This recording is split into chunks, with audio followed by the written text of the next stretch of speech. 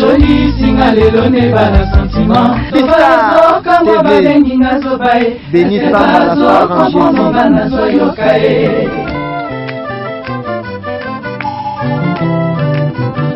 Ado ya bisengo joli singa lelo ne bala sentiment. Sauvetage na monika sina ndino kufae. Bato bazo kama babengi ngazo bae. Eske bazo comprendre ngana so yokae. Wakamikaze na bomba na nzoto. Kobi karangai esheka mission liwana ngai. Kana kini bana poto bolanda www.bistartv.com. Bonne nuit, bonjour, bonsoir, partout vous êtes en train de nous suivre. Vous avez toujours émission Nabino version originale, la version originale qui vous parle toujours de l'originalité. Vous avez dirigé avec les deux polices criminelles, donc des polices criminelles Gauthier Mbumbe Papi Ngonzili. Vraiment, ce bon niveau Zoabiso Toki kana site Nabiso www.bestartv.com. Je répète encore www.bestartv.com avec notre star Béni Samba. Béni Samba, vraiment maman. Oyebi Karabiso toujours Moussala, rien que Moussala, vraiment le loto yamba Moussena Nzambe, to bengi prophète Josué, église Mirpa, wa yenda ko expliquer biso pourquoi kombo wana église Mirpa oza na vokumbia. Vraiment to solana prophète to yeba lelo ba secret nyonso. Ils ont bomba manasima wa sena Nzambe. Donc je profite aussi de ya mes condoléances na famille Ngala, si famille Ngala so le loi perdre maman Sarah was avec pasteur famille Ngala vraiment mes condoléances et na famille Mobimba louange au bazole la vraiment maman Sarah. Donc on est là tozongi tozoa prophète Nabiso. Bonne nuit prophète. Bonne nuit bien-aimé. Si prophète oza émission version originale l'autre et tout mon ayo to lobela o nyoso eza pona bassin na Nzambe o nyoso biso tozo mona pe tozo ka vraiment to koyeba prophète o pesa biso na parcours na yo o bandi wapi ti lelo o comme prophète Josué tozo benga prophète Josué. Vraiment merci bien-aimé pour la opportunité au pesinga une fois encore.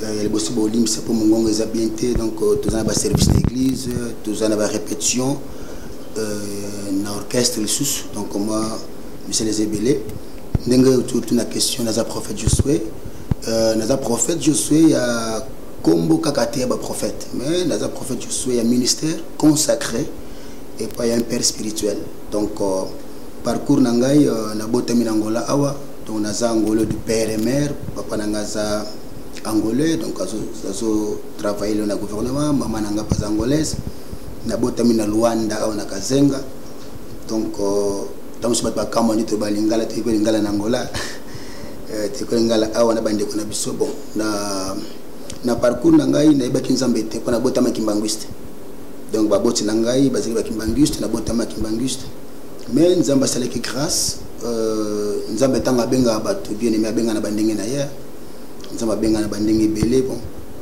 nazaka maladie bon tout le cas solution tout le cas guérison tout ça là ba vagina bik bon simba kité Nzambe reçoit la grâce ben quand invité ngai une église Pentecôte c'était la première fois na côté une église à Pentecôte donc cette église il y a pasteur Ngina na Shekina na Mabor kuna nde ba bondela pona ngai nazala guéri pena yamba Christ kuna donc je me souviens en 96 ndina bongola motema na yamba Yesu na église ya Shekina ya pasteur Ngina alors ba église na biso eza toujours que tous un moi problème au sur une église et ça manque de formation nous avons 2 ans l'église Shekina nous avons formation te na yekole mama Nzambe te na ki kozonga mom kesima le quoi Nzamba za miséricordieux parce que Bible lobby dans Romains chapitre 8 verset 29 que ba oya yeba avant yende a prédestiné bango de nazaki na kacha penser en Nzambe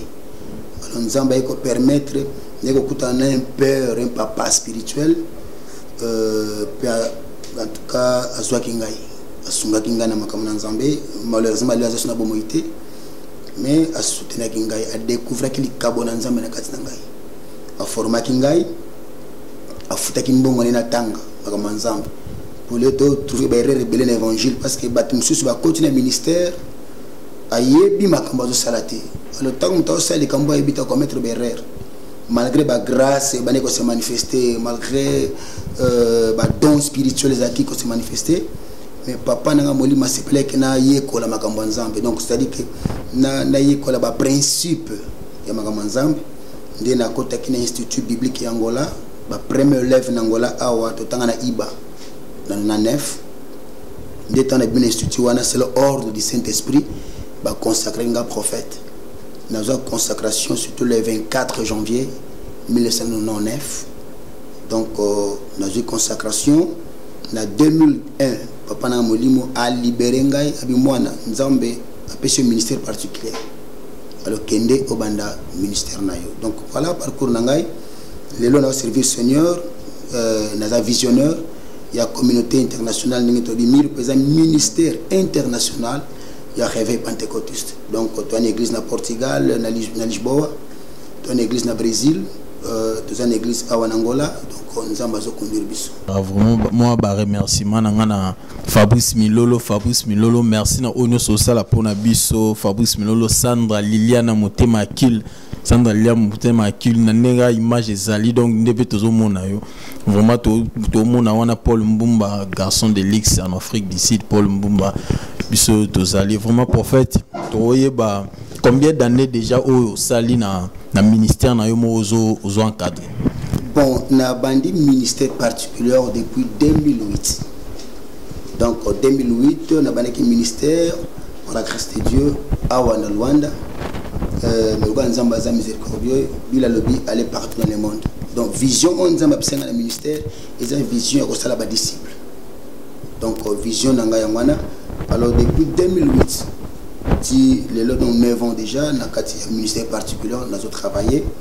Dans l'église de Luanda Awa, nous avons au Portugal en 2012, nous avons bâti l'église, nous avons formé un pasteur Batikalikuna, nous avons zongi Awa, nous avons bâti au Brésil, nous avons Brésil, nous avons bâti l'église, et nous avons bâti l'église de Fungami Plus.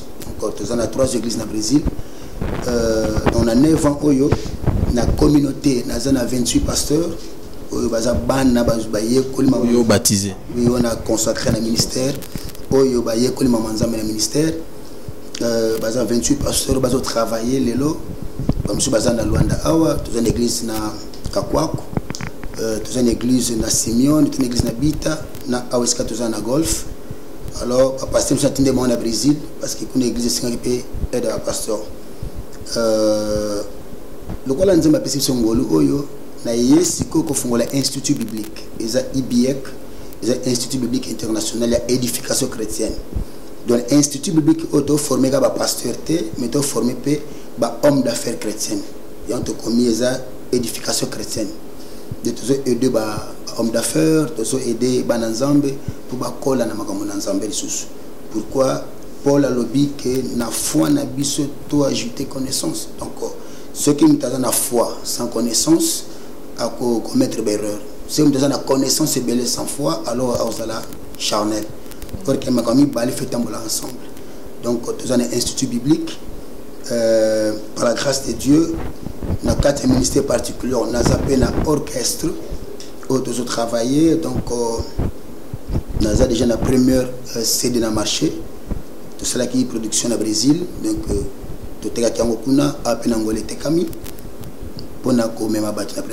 donc voilà. Merci beaucoup prophète. Tu continues toujours tu côté na sujet na biso to ba prophète marié ou célibataire. OK, merci Naza marié Naza mobali ya mama Rit Sophia et Naza papa ya mwana moko na 2000 Léon. Donc on a bien. Vraiment merci beaucoup. Lelo nde makambu. Lelo nde makambu tozo fongola déjà dossier bientôt là pour te remarquer au monde pasteur mais au bali tozo pambola bato vraiment eloko wana ezape bienti. Donc lelo nde to découvrir ba erreur wana nyonso vraiment. Nasi to continuer toujours émission na biso. Merci partout aux Rolanda biso c'est www.bestartv.com. Et le on a prophète Josué, Aza membre, Aza parmi les prophètes vraiment, ceux qui ont été mais pas répondre facilement. Prophète Josué, tout le monde a par rapport au système où ils ont les Kanakati Angola et le système Yamai. Le prophète n'y a surtout en Angola, bakomi na babasi na bango bakomi na babasi na bango bakomi ba commerçant na kati église ya otekela bato mai soki osombi mai te wana droit lipamboli te c'est ça mango eza ne kati ya église na yo ya mi pa système ana pe ezali. Bon, merci papa papi pona mutuna. Ya liboso na koki ko répondre mutuna no na boy. Bible oyo totangaka mo comme si na zibisa bana nzambe qui n'a parcours na ngalo la pasteur pour la chrétien na tangi Bible mo bimba plus de 8 fois. Na tangi Bible 8 fois donc de Genèse Apocalypse. Na tangi na bo moto pour na me comprendre na comprendre ngote. Mais tant on a bandit comme kota skona mozindo de c'est-à-dire que otika molimo santa sunganga na comprendre Bible nego comprendre écriture. Alors na comprendre écriture nego mona ke lelo berreur juste le mebele na ministère ya bande kona biso na l'église à cause ya ba interprétation moko isolée ya Bible. Donc à 8 versets bibliques moko a isolé yango. So tango isolé verset biblique wana yazi oiza intérêt na ye pour na ba objectif na ye. Or que Bible aza interprète ya ye moko. Na monde évangélique elle là tu trouver biloko misato ezo bangisa biso. Et là que biso tu trouver lani. Eza que Bible est comme côté yama contre Bible. Deux de comme constater que nzambe ba comme côté na sima ya ba objet. Ba on surtout ba osali la mai na kati na évangile ba commerçant. Bon ba na ko benga ba commerçant o ba zoteka mai. Baza ba commerçant. Oui, ce que zoteka mai za commerçant. On a un exemple. Na kati ya Bible, na zona ba étude biblique awa o ezolo ba kamustu wana. Na kati ya Bible tozomona ba texte biblique belé o ezolo bela sur mai. Donc moi par exemple prophète Élisée. Naaman aye on est dans le livre il y a 2 Rois chapitre 5 dans Naaman aye pendant que Luka guérison ya lèpre Élisée a tindi ya bi bokende comme botinde na mai na rivière Jordan akende ko sokola 7 fois akobika bon atindi akende ko sokola matekili mai yangote ba koma boteka non atekili mai wanati atindi akende ko sokola. Et le Gozani, c'est une hérésie. Hérésie est un moment qui dévier vérité. Donc, dévier vérité. Dans le livre 1 Timothée chapitre 4, verset 4 à 5, Bible a dit que connu son ambassala et malam. Donc, le côté, ce qui est l'action de grâce, la prière et la parole comme sanctifié. Bible connu. C'est normal, nous avons bel estomac, il n'y a pas pasteur, parce que prier pour nous. Priez pour Nangai comme ça na bika. Le cas où senti estomac passe.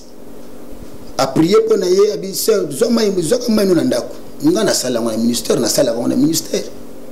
Eza ndeko comme ça so bela za musika pas prier pour Nangai bon. Nabi savana prier pour nazo ko pour mai prier na mai wana cha ko ndima no bondela bisa nzambe Seigneur tano mela mai oyo passe le son estomac ici la mutabiki mais na tekili mai wana te.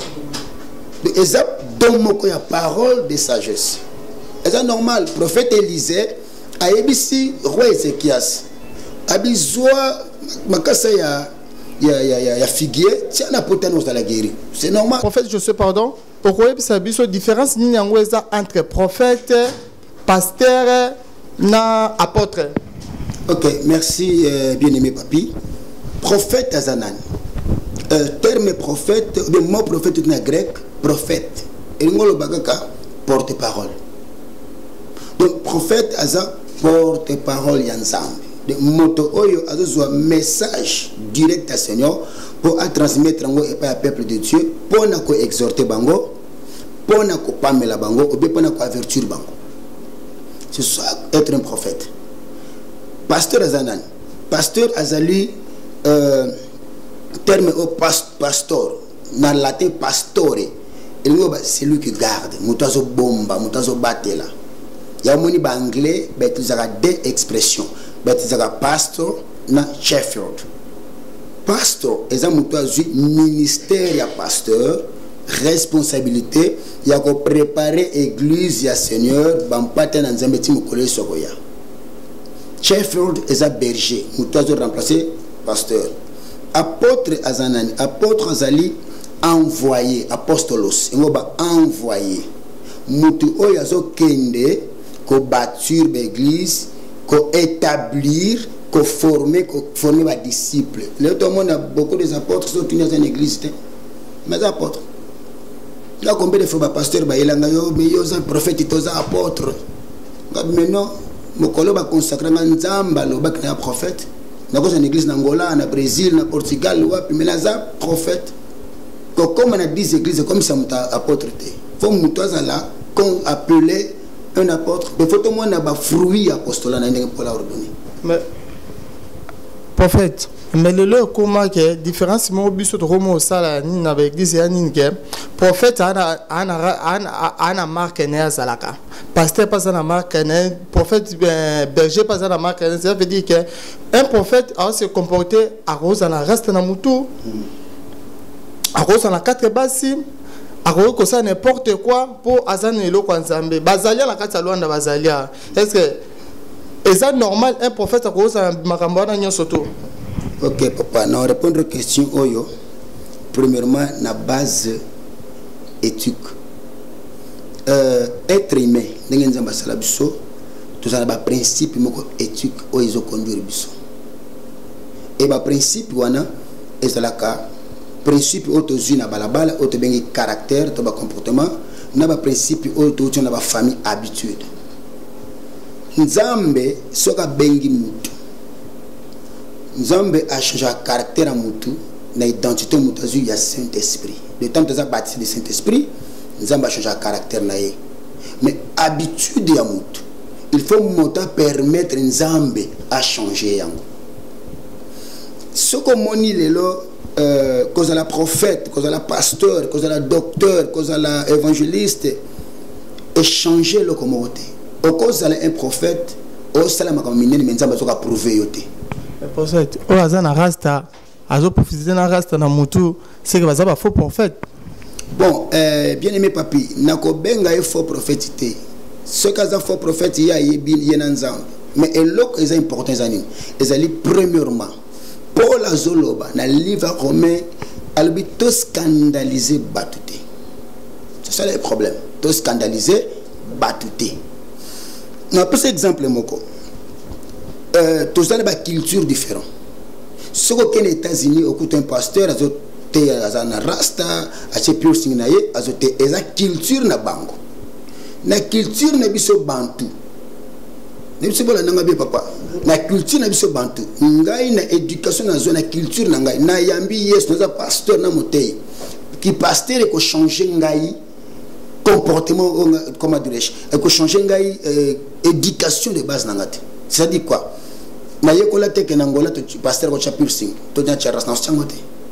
Pourquoi? Identité n'a pas besoin de la saint, la manière de vivre union sur corps, âme et paix, esprit. C'est clair. 1 Thessaloniciens 5 verset 19, verset 17 à 19, il dit que tous à la irréprochable. Papa, comment on a télé madame Sabatou n'a pas la race dans le monde? C'est un problème. Bon, premier anime. Paul a le bi, deux à la imitateur dans un naza imitateur à Christ. Donc ceux qui ont rasta bandimi rasta. C'est pourquoi nous allons mettre tu vois que bah identifier qu'un leader n'a conduite à basia bananaye. Pour identifier leader, tout le monde a conduite à bananaye. Donc on a passé à Chelox, ban pas te bacha lox. Mais esa bibliquité, Bible a ordonné que tout tambo tous à la bassante une manière de vivre na biso. C'est pasteur, c'est pourquoi le bin dans Jacques 3, tous un jugement comme parce que tous ont détruit Bananzambe Belé. Nzambe oya ko pesa inspiration qui osa na rasta. Par exemple, Nzambe a pesa inspiration qui la rasta na quatre église. Bien aimé, Bible a clair. Na Bible tant tous mon langage oyo. Na ko font la texte biblique pour la tanga pour bimaté bolim sans partenaire na tanga pour bimaté qui nazo kosa. Bible azoloba na livre Lévitique tango bana ya Aaron bakufi po bakota kina masanga na bona kati ya tabernacle. Bible alobi que Nzamba pesi loi lobi que bokotika la komela suma sangate ni liqueur forte ni colonio sa vie na bin ezalo moko perpétuel. Yongol bani. Yongol baki ataye soyez moi changeango exact. Nous sommes sur la parole. Pasteur, prophète, a démontré biso nae na kati ya Bible azo bima libanda na kati ya verset te pour nous surtout essayer comment ma biso to landa ka écriture ya on va osalela to bosani te le 30 juillet biso tout aux ala na staff référence ezu pas même mosquée tous na staff mbonda oyamba police criminelle comment tous a toujours to continuer toujours na mission version originale place au pena site to kindena nous côté ya basim pe ba kombo po biso to ebi lelo kombo nyonso to rotanga pona Yesu il faut uta na Bible même prophète lelo na moi question mon reposer na vandi nazo ka bat bazolo ba kombo ya gege ba misu balobi ke non eza normal mutabenga Yesu na kombo alingi mais biso to ebi ke kombo nyonso ko benga Yesu il faut uta na Bible eza kombo mo ponga pe seke ngape na ko benga Yesu na ebite na ko luka kombo na ngamo pe na bengi Yesu pour biso to ebi ke kombo faut uta na Bible na ebite kombo wana et que vous acceptez ou bien non? Ok, bien aimé, merci pour la question. Et là que je sais passer dans l'évangile, les amis. L'évangile est là, mélange les amours. Mélange et continue l'évangile. Pourquoi mélange et continue l'évangile? Parce que bilo comme il salé l'évangile. Tous on a battu au y a quatre évangiles. Nzambe satika bango de chakala. Nzambe satika bango lokola nzambe satika bango Bible lobi tangu nzamba tiki Saül ebisi Samuel bi continuer ko benganga roi continuer ko respecter nga libosa bana nzambe nzamba tika ki déjà alors elo comme balezani batu oyo bazo banda lelo balingi ba monana batu bazo banda lelo ne vaje ba bima baza non préparé, baza bien préparé, donc alinga bimane kaka, ako accepter offrande de ce bakoyelai. Ba oyo batika bango panzambe, azolinga azana monopole. On a monopole na kolinga ça ba mélange pose toujours na katikata bato. Alors pour na ko plus réponse na ba combo to ko bengela Jésus. Bien aimé combo à Jésus. Il a lobby dans le livre Actes, chapitre 12, chapitre 4, verset 12. Dans les colonnes, ma belle peine à Saint-Bélé, na combo mo susute. A lobby combo te, babi siononte, babi combo à Jésus Christ. Dans Philippiens 2, verset 11, babi que les colonnes, ma belle peine à Saint-Bélé, ma bolon, c'est au gumba, malibusa combat Jésus. Donc, c'est-à-dire, ce qui me soit, il est ce combo mo sus. Et ce évangile Moussous. Donc pour la ordonner biso ezalaza ange Allah clamabe. Dernièrement bien aimé mo quelque sonné bi prophète n'a souffrir fallait te casser dans l'église mais pasteur tant que c'est qui combo ya Yoshua te abi cédé côté comme matin dans l'église. Bon na habité na ko identifier ngolo ko la kizoba parce que mutu pas ko tane zoba mais un évangile. Pourquoi? Parce que, comme Jésus et trouver ma transformation et belle selon ma langue. Vous êtes bien avec Jésus. Ba hébreu, ba bien avec Yehoshua. Ba anglais, ba avec Jesus. Parce que comment yo osa angolais, osa congolais, le bakalingala français, portugais, otinda obligé mutu. Ah comme alors ba Yehoshua. Comme limsa prophète donc c'est que zara différence ya ba langue mais zara kombo moko. C'est le nom de Jésus. Comme on a trouvé transformation par de variation. Donc c'est-à-dire que Aza Jésus, Aza Yehoshua, Aza Jesus. Donc Aza comme on souté, Aza Jésus. Le soko yelinga, par exemple yelinga. Le prophète Joseph Bandale le basu Jésus te le ba Yehoshua. Na ko mono zanganga, o yelinga kinganga. Parce que ngana le ba portugais na peut-être ba Jésus. C'est tout. Dans le français Jésus. Donc, quand il y a Yehoshua, parce que si il y a Yehoshua, il y a que combat Jésus dans le baka, et ça n'a pas Yehoshua, alors n'a parce que Yehoshua n'a Jésus, c'est Jésus. Si au nom de Gégé, on a Gégé, c'est qui? ponga déjà pe na okanze moment na oki vraiment na tchèche kutado écouter auto benga vraiment na mato ina oki gege parce que gege wana na ebité ti le lot zo comprendre ça na partie ni na Bible. Bon bien aimé zabilo mususu soko yo kiango tikango eleka. Pourquoi tikango eleka? Parce que juste c'est Dieu. Bon combo oyo to yo kiango partout. To kiango partout. Bon na meki ko étudier terme wana gege. Ba pesa ba définition kaza déesse, kaza sirène, kaza boya bon. Souvent on a battu gege maza nani devant le nom de Jésus. C'est que prophète pour bien monter. Parce que gege ce n'est pas Jésus. Gege za Jésus te. Gege maza nani ala tanzo toni na bikisa nani sala ni na via bato. Bilom susu tozo pesa satana nguya. Ce que mutayembi gege te mutalobi gege ayebi pourquoi alobi gege. Il y a parce qu'il y a des secrets dans quand il y a évangile. On a un secret dans l'évangile. Secret dans l'évangile, les alliés, bas genou, n'a côté à battre. Mais nous sommes un secret dans l'évangile. Alors, secret où on est india loba, gege. Papa, on peut faire une interprétation herméneutique dans la Bible. Oh, que Jésus a commis gege. Et existe. Donc, on a que accepter l'évangile. Nous avons accepté. Bon, il y a une conviction. Mais moi, c'est sûrement accepté. Parce que le nom de Jésus, c'est Jésus. Les gege bon ngana yebiete na mona yete na Bible de Genèse Apocalypse na mona ange na komba gegete na mona prophète na komba gegete na mona loi mokote na Bible ke komba na gege donc na mona biloko wana te.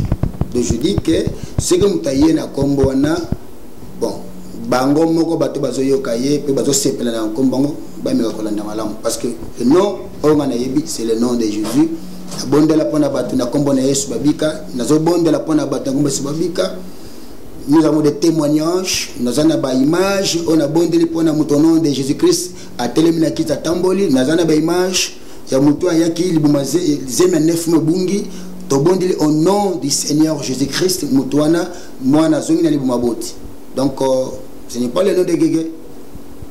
Remarquez peu bino basa na nzembo comme na système ya basi na misapi na maboko pour si wana biso to bien za mingi ya batu mo ya molili mais le lope comme basa na nzambe faut acha moi signe mo boye to bité basi wana est-ce que ça autorisé vraiment na carte évangile? Bon basi na misapi ngana batilenga affiche moko mikoleki na pesa séminaire affiche wana bati na zina micro na cheboy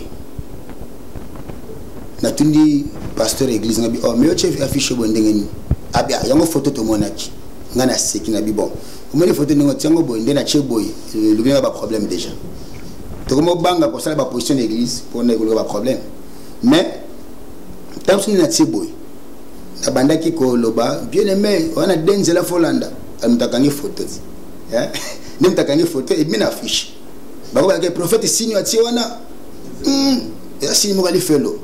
Donc on a checké ça deux. Parce que tu as une espèce de signe à deux. On a dit non, tu as bien avoué deux ça avoué. Tu y es collé n'importe quoi l'année.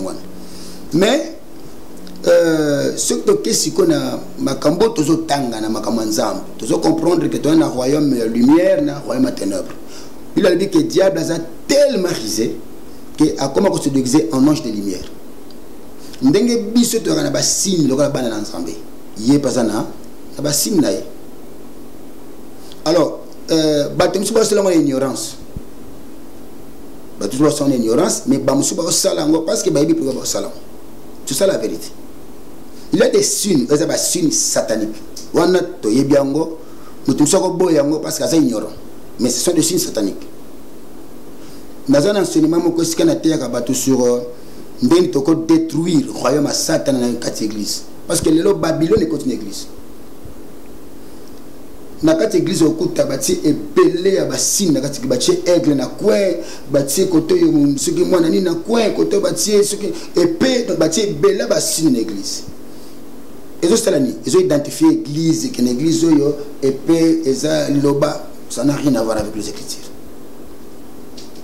Vous trouvez pasteur il fait des signes bon il y a ebi pourquoi ça la basine wana parce qu'il y a des signes sataniques na zolo ba na iba signes sataniques. Nous avons signe à chiffre, par exemple, en Angola. Mais tu es bien que dans le monde satanique, le monde franc-maçon, mon cher, dans l'évangile. Franc-maçon, yo que nous luka bango te bango ba ko luka yo bango ba ko yeba biso que non tozo mona pana zo ne loko boy bango ba ko ya ko luka yo et satana papa satana bane ko bomba mais le satana bomba souté ba acte ne comme visible satana ko pese loko moté tombola yo sans que yo sa la publicité na ye alors voilà maintenant que ba to mo ne ko sali signe mo ne erreur mo sala mo ne erreur te yo yebi ozo ça pourquoi c'est la publicité nan Satan. Pourquoi c'est là? Parce que l'élévation, mon cher. Ils ont recommandé. Ils ont recommandé, ils ont recommandé, ils ont baloué na bango. Ils ont baloué na bango. Dans ce cas, c'est bien ma cambo oyo. Ce qui n'a fongoli, enseignement dans le bon n'a pas signé en union tout. Ils ont satanique, donc ça existe. Mais c'est quoi? Nous tous sommes par ignorance. À cela par ignorance. Mais nous sommes là, yebi na ça. So quitte vous maintenant au monde biloko wana ozana discernement parce que loko so bon église lelo bampate bana discernement te. Pourquoi bampate batanga la Bible te? Bampate ana posa miracle. Aona luanda tana ba pasteur bango pesa ba mouchoir. O mouchoir onction. O coussin bandoto asika. C'est sûrement. Ba pesa ngo ba guérison mai. Oh, tout ça na culte moko yaka na 5000 kwanza na yo yaka na 3000 somba mai bien aimé dans le Seigneur. Bila biki to za la jeune bloc wana. Mais prophète je souhaite au rappeler et le pasteur bien prophète à la terre na monguya c'est que wana olingo boyango. Non, nguya bien aimé ezap na prophète kakate. So tangi écriture. Le biki bayini so ba kondima na kombo na yi apesi banguya. Premier ami batu bakoma ko particulariser nzambe mutana monopole pa nzamba zate mutao beke nzamba zaka yanga azate ngana ko za la prophète ngako za la père spirituel de la communauté nzamba ko loba likambonga na zomona teba pa mwana moko c'est tout à fait normal parce que ba grâce est différent mutana grâce na yi ko bonde la pona mwana nzamba comme utiliser pena ka église alors le se passe ani to comme na évangile moko otobengaga abus spirituel. Comme abuser spirituellement. Donc, on peut corriger le prophète. Donc, nous, ce prophète, nous avons raison. Le prophète a sainté, c'est 4. Nous avons dit à sainté. Surtout dans Luanda. Nous avons dit oui. Nous avons dit papa. Nous avons dit Luanda, nous avons dit l'évangile de Luanda, nous avons dit la réalité qui se passe dans Luanda l'évangile. Mais, ils ont comme que ou bien batongo baza ko lokama ba olanda mutandengwana ou bien batongo baza ba ignorant dans le niveau mon habité parce que mutu moko alati médaille munene awasala ba cinéma bena kat église beaucoup de zo langwa vizemi moko za na zimba kimsi musika bezo comprendre que mutu aza un aveugle azo mebino na libulu. Donc c'est ça ce qui se passe dans l'évangile là. Vraiment na si to comprendre donc bino ba onyo so bokendara ba pesa bino ba mai ba pesa bino ba zelo libanga mo tchana kwa ndaku vraiment bande onanga na zo bisa bino lelo biso to na prophète zo bénéficier yo pe Rolanda biso faut zo maele oyo faut zo vraiment maele oyo donc na pesika ba mbote nanga vraiment na Sandra Liliana yo mana obosa no te po. En tout cas, il y a une des salabiso donc ça sous comme Paul Mbumba garçon de l'X fiston Mbumba mille esprit bikaka bébé Victoria Mbumba il y a un Thierry Mbumba Armelo Pichu Masinda Jires Moloto famille Akil tozana binomé Longo Carmel ou Kenzo bébé Victoria en tout cas bébé la biso motema yo bikara tozana yo vraiment Aris Pro Sokola image à la bien vraiment. Merci vraiment. Nandenge vraiment vous Rolanda Biso en direct c'est 3.wbstartv.com. Pasteur, prophète pardon na ba par rapport ya accoutrement ya ba prophète. Au moins na prophète roti kasuke belé pour signifier que vous êtes prophète. Au côté ba prière il faut tikasuke belé. Au bimitan aussi sangomba bien zambala bien chapelé pour identifier que wana vraiment musali na nzambe wana prophète. Est-ce que biloko wana na kati ya prophétie est vraiment une importance? Bon, en réalité, ça vraiment une importance parce que eux identifier à muteza ils ont libanate. Eux identifier à muteza ils ont na kati ya mutu. ce que c'est là qui identifie à monter à la libanda de togolo babo ekelelo ba prophète benga basalate. Pourquoi? Ba prophète à Bible a le dit que Eli ba identifier qui ba tuna qui a latin ndengeni. Je crois bien dans 2 Rois chapitre T.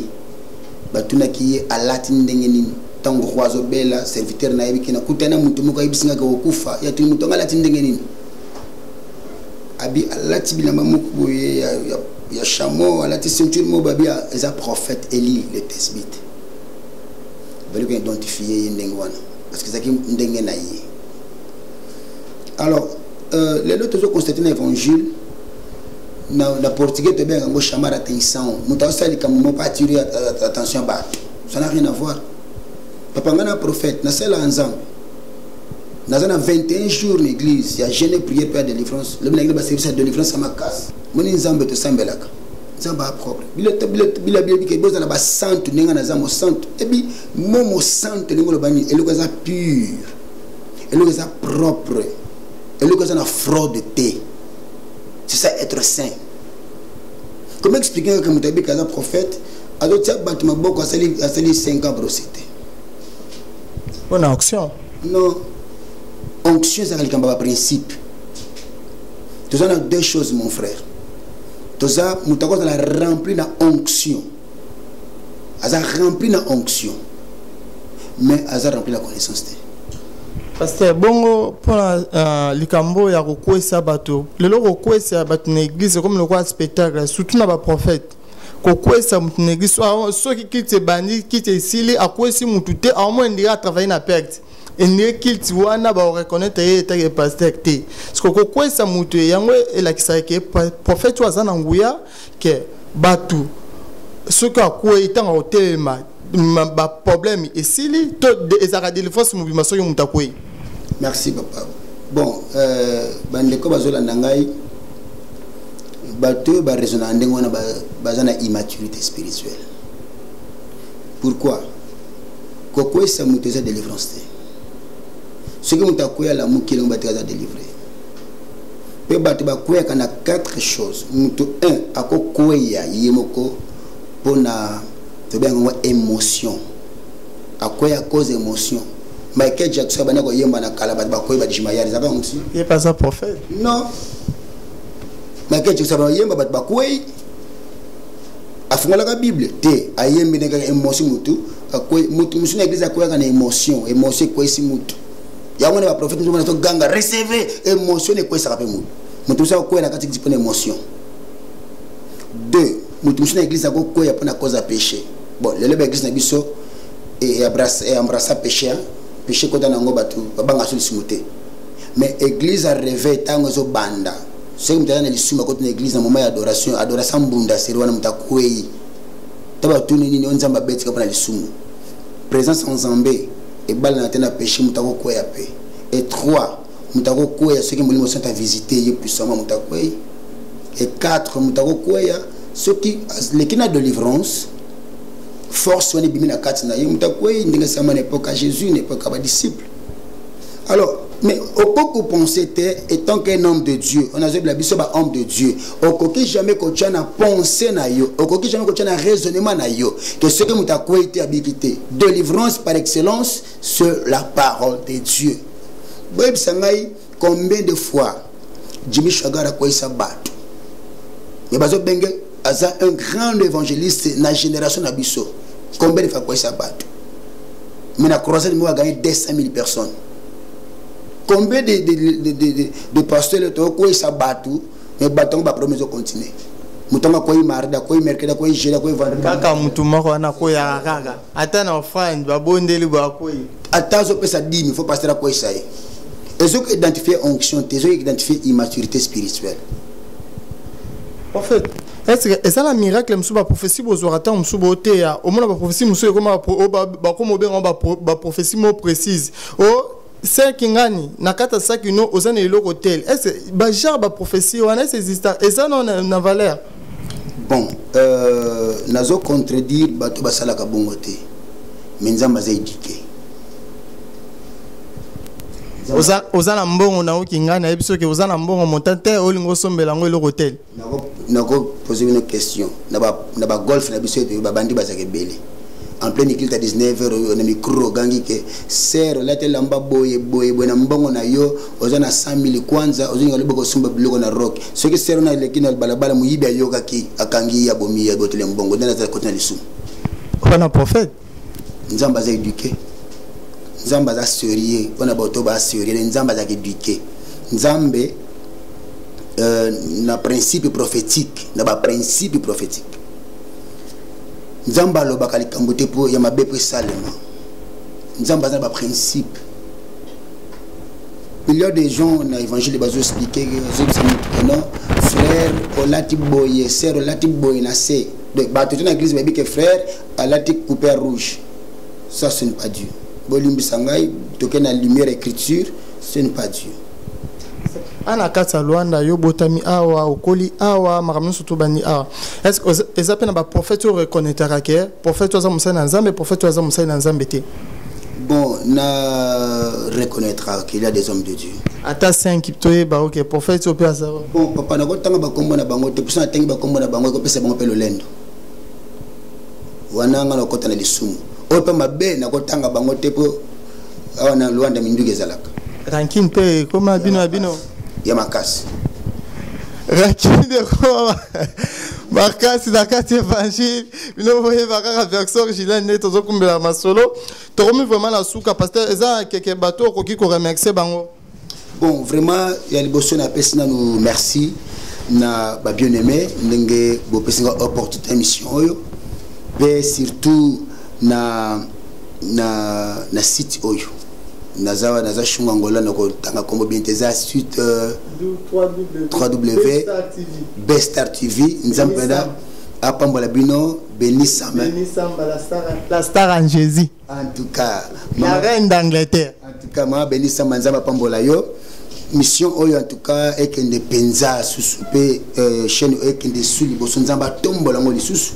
Pourquoi 70% bana nzambele bazako bunga bazako bunga pona nini vérité et comme caché na kati ya vie ya bato.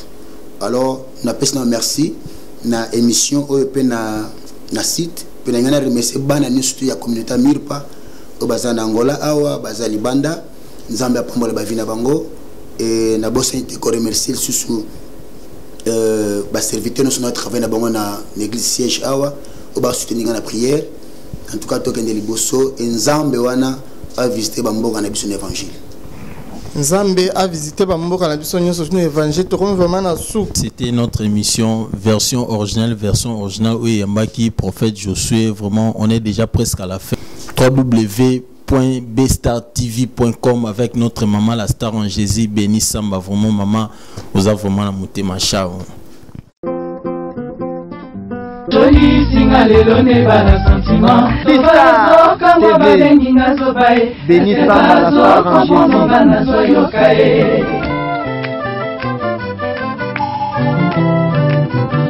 Ado ya bisengo joli singa lelo ne bana sentiment Sauvetage na monika sina ndimyo kufae Bato bazo kama babengi ngazo bae Eske bazo comprendre bana soyokae Wakamikaz na bombe na nzoto Kobika na ngai esheka mission liwa na ngai Kana kini bana poto bolanda www.bestartv.com